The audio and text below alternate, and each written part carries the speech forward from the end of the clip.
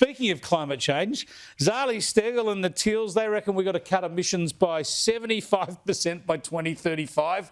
They are as rabid and as green as the Greens, aren't they, Justin?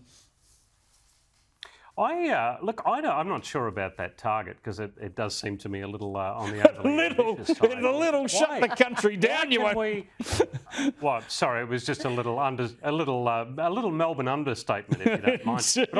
But why can we not be leaders in the world on this? I know that you two are. We are leaders. We don't drop enough carbon. We don't want to lead more than we already are. Thank you. Keeping world. We're already world leaders. That's why our electricity prices are so high. Unbelievable. You just got to build the cat here. You vote teal, you're voting green. Whether they're talking about Israel, or they're talking about climate change, yes. Whether they're talking about Indigenous claims on mining projects, they are in lockstep. And we have to take these guys seriously now because we're looking at the very real possibility of a hung parliament where everyone's asking, would the government do a deal with the teals or the Greens? Who's to say they wouldn't do a deal with both if that's what it came to in order to hold on to power? But the teals are really counting their chickens here because we've only seen them go to one election. Yes, they did remarkably well, but we'll be 4 years from that. And right now, they're better known for nothing more than doing very precious little than barking nonsense like this from the sidelines and not actually getting a lot done at all. We are nearly out of time. I want to give both of you a quick say on the big debate. Let's see what each of the candidates had to say on immigration.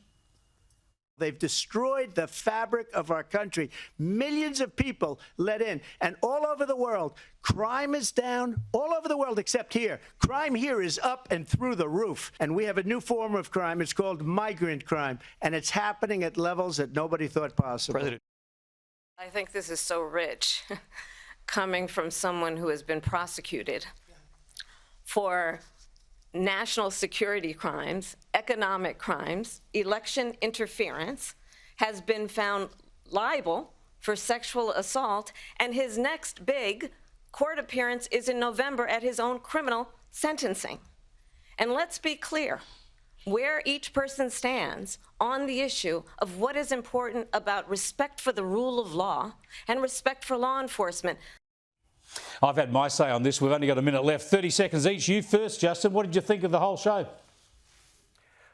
Look, I wouldn't have minded seeing a little bit more of a punch-up. I thought Kamala Harris was the one who won it. She looked like she did a pretty good job, but she was incredibly weak on guns. I was so disappointed in what she said on guns. But as usual, the orange criminal gave his supporters plenty of lies to pass on and repeat down. Oh, please. All right, you're scoffing this.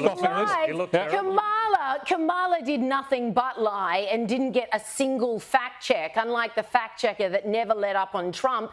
And going viral now is the fact checks on his fact checks, which turn out to be absolute lies. But the takeaway from this is nothing has changed. Everyone who is voting Democrat still sees Kamala as, she eviscerated Trump. All the Republicans or those voting Republic just saw a 3-on-1 in which Trump did remarkably well, holding on to his own. The big question now is who the heck is Kamala? Because she just told everyone she's a gun-carrying, fracking supporter. Yeah, we did a bit of that. We're right out of time. You're spot on. There'll be a lot of follow-up on that. I thought it was fascinating, and no doubt she did better than many thought, but I think maybe it might not shift the dial. We shall see.